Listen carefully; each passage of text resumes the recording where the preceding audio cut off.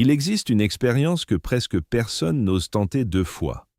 Non pas parce qu'elle est douloureuse, ni parce qu'elle est dangereuse au sens ordinaire du terme, mais parce qu'elle révèle quelque chose d'une précision troublante sur ce que nous sommes réellement, loin des images que nous construisons pour le monde et même pour nous-mêmes. Carl Gustav Jung a passé une grande partie de sa vie à explorer les profondeurs de la psyché humaine, et parmi toutes les méthodes qu'il a élaborées au fil de ses recherches, il en existe une qui, selon ses propres observations et celles de ses patients, provoque une rencontre si directe avec l'intérieur de soi que beaucoup préfèrent ne pas la répéter. Cette méthode, il l'a appelée imagination active. Et si vous l'avez déjà pratiquée, même sans en connaître le nom, vous savez exactement de quoi il s'agit. Mais si vous ne la connaissez pas encore, ce que vous allez découvrir dans les prochaines minutes pourrait changer fondamentalement la façon dont vous vous percevez, dont vous comprenez vos émotions, vos peurs et vos désirs les plus enfouis. Pensez à ce sentiment que vous avez peut-être ressenti un soir, seul dans une pièce silencieuse, quand les distractions s'éteignent une à une et qu'une voix intérieure commence à parler.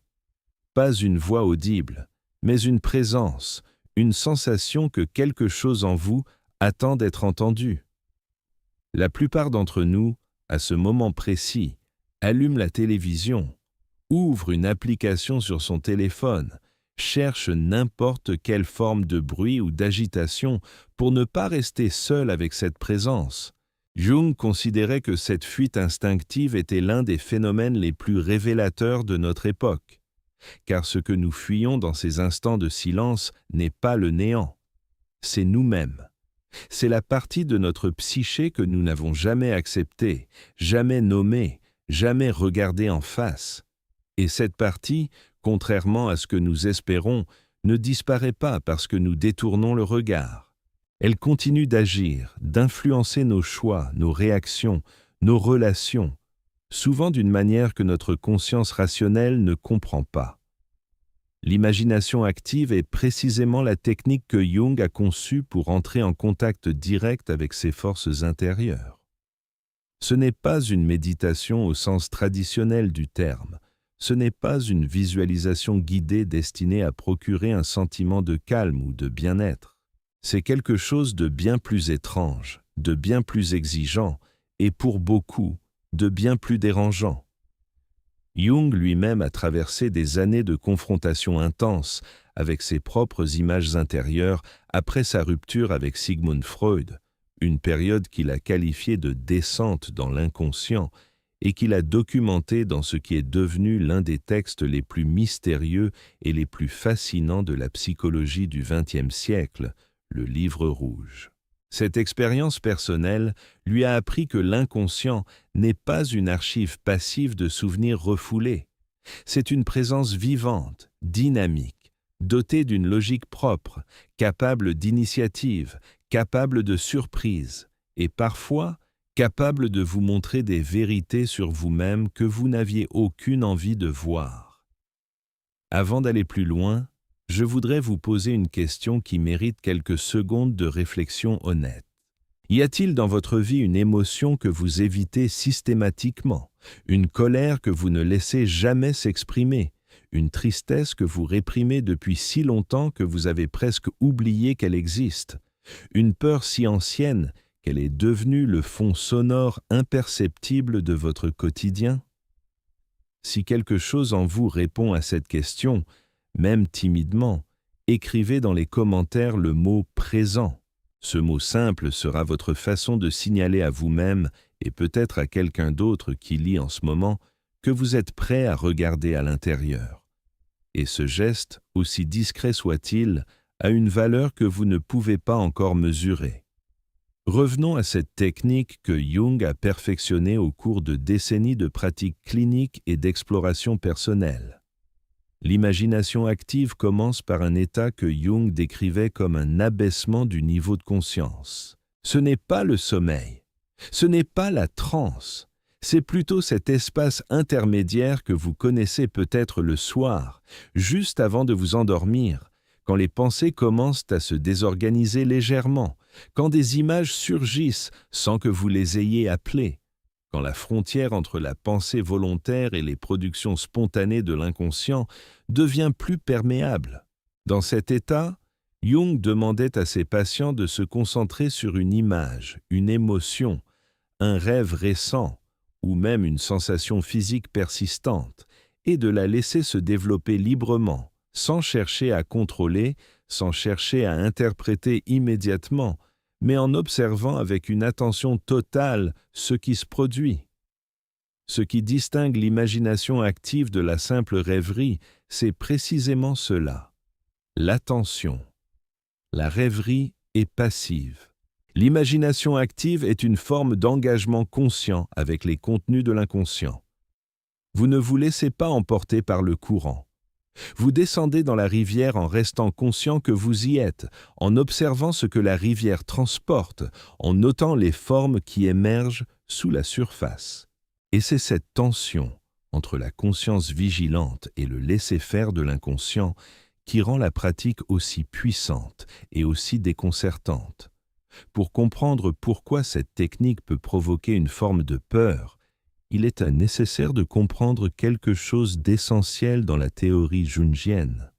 L'inconscient n'est pas un espace vide attendant passivement que vous y projetiez vos fantasmes. Il est peuplé de ce que Jung appelait des complexes, des configurations psychiques autonomes, dotées d'une énergie propre, formées au fil des expériences de vie, souvent à partir de blessures anciennes, de conflits non résolus, de désirs jamais exprimés. Ces complexes agissent à notre insu. Ils colorent notre perception du monde, ils déclenchent nos réactions disproportionnées, ils nous font répéter les mêmes erreurs dans des contextes différents. Et lorsque vous pratiquez l'imagination active, vous pouvez rencontrer ces complexes sous forme d'images, de personnages, de voix intérieures qui semblent avoir une existence propre. C'est là que la peur s'installe pour la première fois. Pas la peur d'un danger extérieur, mais quelque chose de plus subtil et de plus profond, la peur de se découvrir plus complexe, plus contradictoire, plus opaque à soi-même qu'on ne l'avait supposé. Imaginez que vous commenciez à pratiquer l'imagination active en vous concentrant sur une émotion de colère que vous ressentez depuis des jours sans comprendre pourquoi. Au lieu d'analyser rationnellement cette colère, vous la laissez prendre une forme dans votre espace intérieur. Et progressivement, une image surgit. Peut-être la silhouette d'une personne que vous connaissez, peut-être un animal, peut-être quelque chose que vous n'auriez jamais pu imaginer consciemment. Et cette image commence à parler, à se déplacer, à exprimer des choses que votre moi conscient n'aurait jamais formulées de cette façon. Ce moment, pour beaucoup de ceux qui ont vécu cette expérience, est à la fois fascinant et profondément troublant. Parce qu'il révèle que ce que vous croyez être vous n'est qu'une partie de ce que vous êtes réellement. Jung avait un nom pour cette rencontre. Il parlait du dialogue avec la sombra, avec les figures de l'anima ou de l'animus selon le cas, avec le vieux sage ou la grande-mère, avec tous ces archétypes qui peuplent l'inconscient collectif et qui trouvent leur expression personnelle à travers l'imaginaire de chaque individu. Ces figures ne sont pas des hallucinations, ce ne sont pas des signes de trouble mental. Elles sont, selon la théorie analytique, les formes que prend la sagesse profonde de la psyché lorsqu'elle cherche à communiquer avec la conscience. Mais elles peuvent dire des vérités inconfortables, elles peuvent montrer des aspects de soi que l'on a soigneusement évités pendant des années. Et c'est pourquoi beaucoup de personnes qui tentent cette pratique une seule fois décident de ne pas la répéter. Il y a dans cette réaction quelque chose que Jung aurait reconnu immédiatement comme une résistance de la persona. La persona, dans son système conceptuel, désigne ce masque social que nous portons pour naviguer dans le monde extérieur. Ce masque n'est pas mauvais en soi, il est nécessaire. Il nous permet de fonctionner dans la vie professionnelle, dans les relations sociales, dans les contextes qui exigent une certaine cohérence de façade. Mais lorsque nous nous identifions trop fortement à ce masque, lorsque nous oublions que nous le portons et que nous commençons à croire que le masque est notre vrai visage, alors une distance s'installe entre ce que nous montrons et ce que nous sommes. Et cette distance, au fil du temps, devient une source de fatigue profonde, d'un sentiment inexplicable de vide, d'une impression de jouer un rôle dans une pièce de théâtre dont nous ne comprenons ni le sens ni la fin. L'imagination active, en contournant délibérément les défenses de la persona, met l'individu en contact avec ce qui se trouve derrière le masque, et cela peut être une expérience libératrice. Mais avant d'être libératrice, elle est souvent déstabilisante, parce que derrière la persona, la première chose que l'on rencontre généralement, c'est la sombra. La sombra est peut-être le concept le plus connu de Jung, mais aussi le plus souvent mal compris. Elle n'est pas simplement le réservoir de nos mauvaises pensées ou de nos impulsions violentes. Elle est tout ce que nous avons nié, réprimé, jugé inacceptable ou incompatible avec l'image que nous nous faisons de nous-mêmes. Cela peut inclure une créativité étouffée depuis l'enfance, une sensibilité jugée trop grande, une ambition que nous avons appris à honte, ou même des qualités positives que notre environnement n'a pas su accueillir. Lorsque vous utilisez l'imagination active pour la première fois et que vous rencontrez votre sombra, sous quelque forme qu'elle se présente, la réaction la plus courante n'est pas la colère, c'est la reconnaissance. Une reconnaissance douloureuse, presque insupportable. Ce sentiment de « oui, c'est ça, c'est vraiment ça, j'ai toujours su que cette partie de moi existait et j'ai passé des années à faire semblant qu'elle n'était pas là. » Et c'est précisément cette reconnaissance qui fait peur. Non pas parce que ce que l'on découvre est monstrueux, mais parce que c'est humain, d'une humanité totale, complexe, impossible à réduire aux catégories simples que notre conscience préfère. Jung insistait sur un point capital que beaucoup de ses lecteurs superficiels ont négligé. L'objectif de l'imagination active n'est pas de purger l'inconscient. Ce n'est pas d'éliminer les contenus sombres ou dérangeants, c'est d'entrer en dialogue avec eux, d'établir une relation, de comprendre ce qu'ils cherchent à exprimer, ce qu'ils portent comme information sur notre vie intérieure, ce qu'ils demandent à être reconnus comme étant. Cette nuance est fondamentale parce qu'elle transforme complètement la nature de la pratique. Vous n'êtes pas en train de combattre quelque chose, vous êtes en train d'écouter quelque chose. Et écouter exige une humilité, une patience et un courage d'une nature très particulière. Ce courage est différent de la bravoure au sens ordinaire. Ce n'est pas le courage de faire face à un danger extérieur. C'est le courage de rester présent face à soi-même, de ne pas fuir quand les images deviennent intenses, de continuer à observer quand une figure intérieure vous montre quelque chose que vous auriez préféré ne pas voir. Jung appelait cela la confrontation avec l'inconscient. Et il savait, pour l'avoir vécu lui-même, que cette confrontation peut ébranler les certitudes les plus solidement ancrées. Mais il savait aussi que c'est précisément dans cet ébranlement que commence le processus qu'il nommait individuation. L'individuation est l'un des concepts les plus riches et les plus complexes de la psychologie analytique. Dans sa forme la plus simple, on pourrait la décrire comme le processus par lequel un être humain devient progressivement ce qu'il est profondément, en intégrant les différentes parties de sa psyché dans une totalité plus cohérente et plus authentique. Ce n'est pas un processus linéaire, ce n'est pas un chemin balisé avec des étapes claires et prévisibles. C'est davantage un mouvement spiralé, une descente et une remontée répétée, une alternance entre des périodes de clarté et des périodes d'obscurité, entre des moments où l'on se sent plus entier et des moments où l'on se sent plus fragmenté que jamais. L'imagination active est l'un des outils que Jung considérait comme les plus directs pour s'engager dans ce processus, précisément parce qu'elle permet un contact non médiatisé avec les contenus de l'inconscient, sans passer par l'interprétation d'un thérapeute, sans attendre que les rêves livrent leur message de façon cryptée, mais en allant directement à la source. Il faut cependant être honnête sur quelque chose que Jung lui-même soulignait avec insistance. Cette pratique n'est pas sans risque pour tout le monde.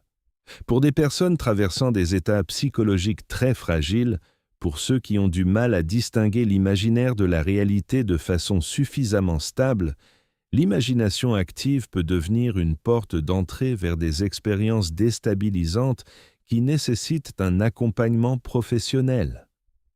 Jung ne proposait pas cette technique comme un exercice de bien-être accessible à tous sans discernement. Il la pratiquait et la prescrivait dans un contexte clinique précis, avec une attention particulière à la stabilité psychologique de la personne concernée. Cette mise en garde n'est pas là pour vous dissuader de vous explorer intérieurement. Elle est là pour vous inviter à le faire avec conscience, avec respect envers votre propre fragilité et votre propre complexité. Si vous souhaitez approcher l'imagination active de façon prudente, Jung suggérait de commencer par un ancrage dans la réalité sensorielle immédiate. Avant d'entrer dans l'espace imaginaire, remarquez votre respiration, sentez le poids de votre corps sur la chaise ou sur le sol, prenez conscience de la pièce dans laquelle vous vous trouvez. Cet ancrage est comme une corde attachée à la rive avant de plonger dans les eaux profondes. Il vous permet d'entrer dans l'inconscient sans vous y perdre, de dialoguer avec ces contenus sans vous identifier totalement à eux, de revenir à la conscience ordinaire quand vous le souhaitez. C'est la différence essentielle entre l'imagination active telle que Jung la concevait et un état dissociatif qui peut arriver spontanément dans certaines circonstances de stress intense. Dans l'imagination active, vous choisissez d'y entrer. Et vous choisissez d'en revenir. La pratique elle-même peut prendre plusieurs formes. Certaines personnes préfèrent écrire. Elles laissent une image ou une émotion émerger et elles commencent à écrire sans censure en laissant la plume suivre les mouvements de l'inconscient plutôt que les intentions de la conscience. Ce que produit cette écriture ressemble parfois à un dialogue entre deux voix, l'une qui appartient clairement au moi conscient et l'autre qui semble venir d'ailleurs, d'une partie plus ancienne, plus profonde, plus étrange de soi-même. D'autres personnes préfèrent dessiner, peindre, modeler, laisser leurs mains exprimer ce que les mots ne parviennent pas à saisir. Jung lui-même pratiquait cette forme d'expression dans ses carnets personnels, remplissant des pages entières d'images symboliques et de textes qui semblaient surgir directement de ses profondeurs intérieures. D'autres encore préfèrent rester immobiles, les yeux fermés, et simplement observer le théâtre intérieur qui se déploie, noter les figures qui apparaissent, les dialogues qui s'esquissent, les paysages qui se forment. Cette forme ressemble le plus à ce que l'on imagine quand on parle de visualisation, mais elle s'en distingue par un élément crucial. Vous ne cherchez pas à construire une image positive ou apaisante.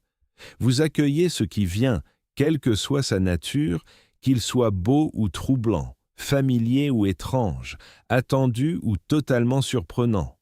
Et c'est souvent dans le totalement surprenant que réside ce qui fait peur. Parce que l'inconscient ne vous propose pas des images qui correspondent à ce que vous espériez ou à ce que vous aviez planifié.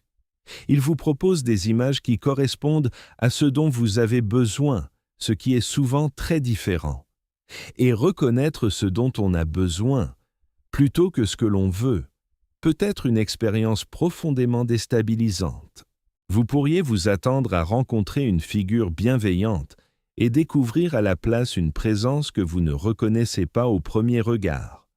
Vous pourriez vous attendre à un message rassurant et recevoir à la place une question qui vous oblige à reconsidérer quelque chose d'essentiel dans votre façon de vivre.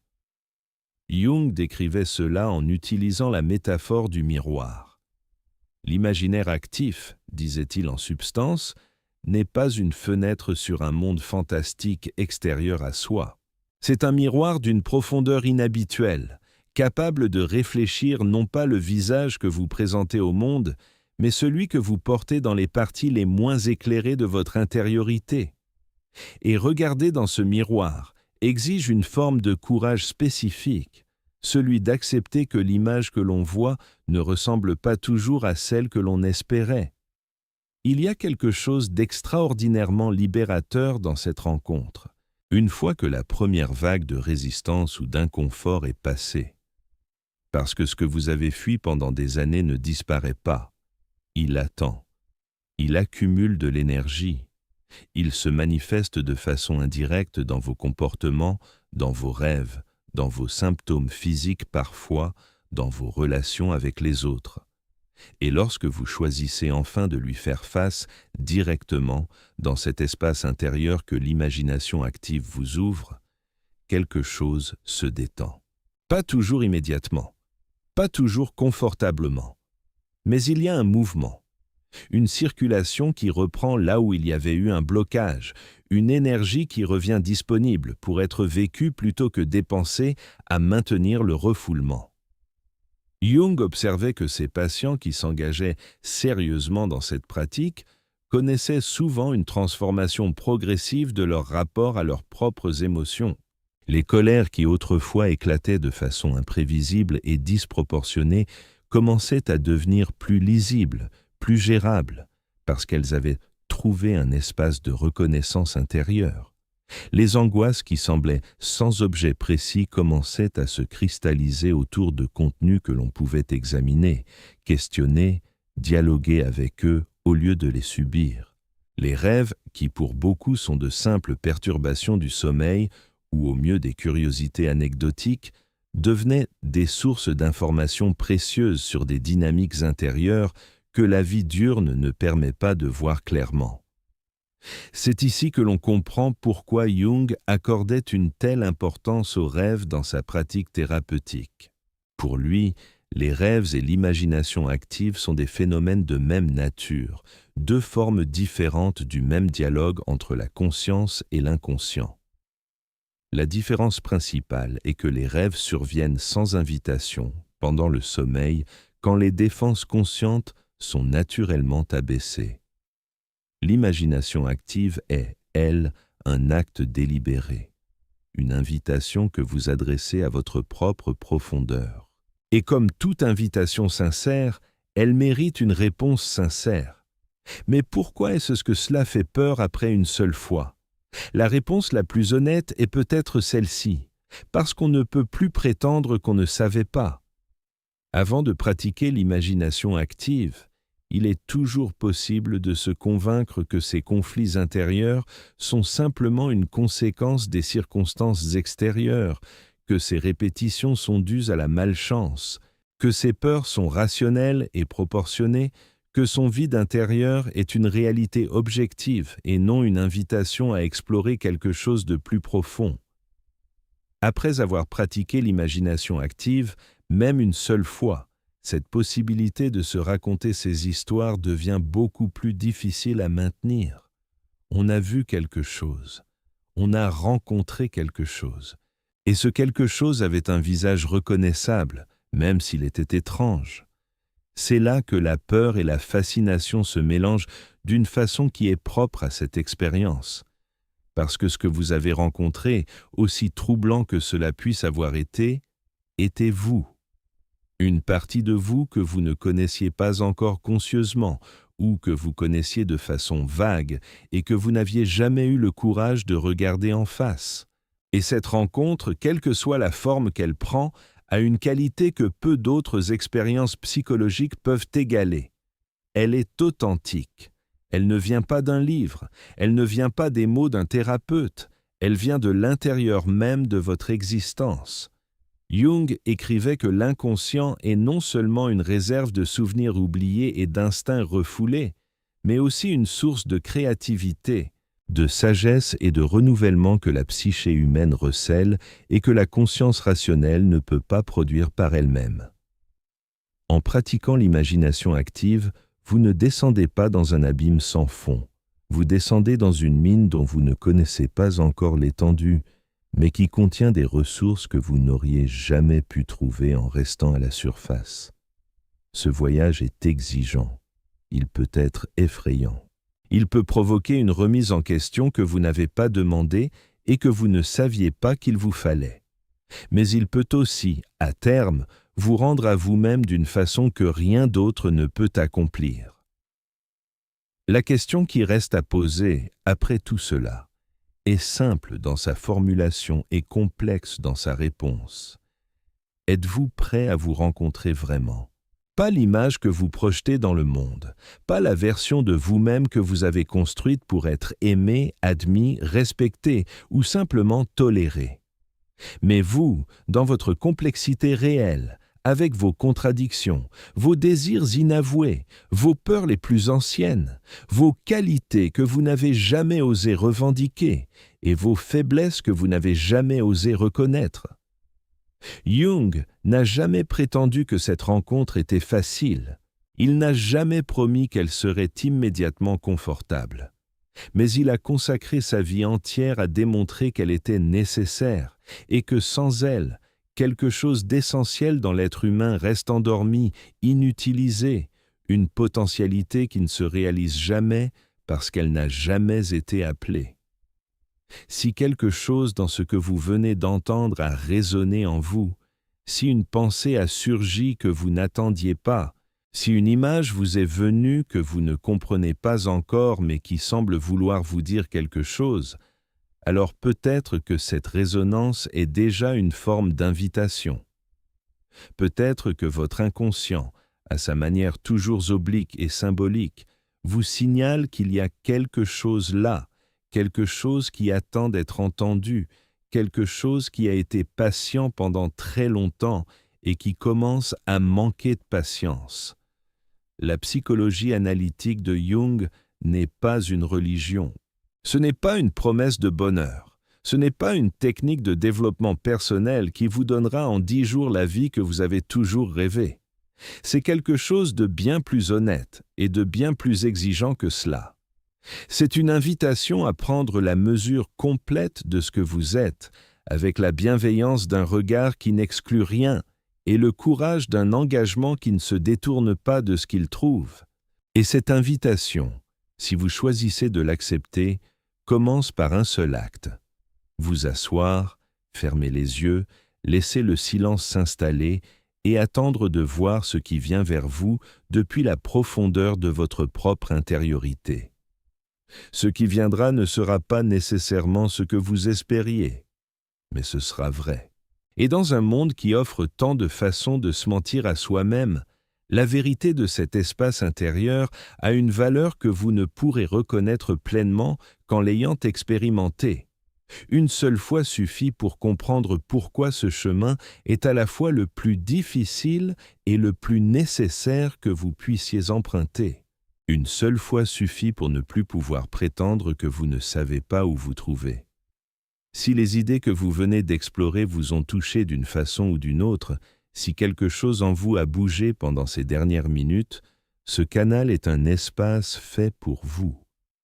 Un espace où la psychologie de Jung, la philosophie et la quête de sens se rencontrent dans une conversation qui prend le temps d'aller en profondeur. Si vous souhaitez continuer ce voyage intérieur, laissez un like sur cette vidéo pour que d'autres personnes puissent la découvrir. Abonnez-vous pour ne manquer aucune des prochaines explorations et partagez ce contenu avec quelqu'un que vous sentez prêt à se poser les vraies questions.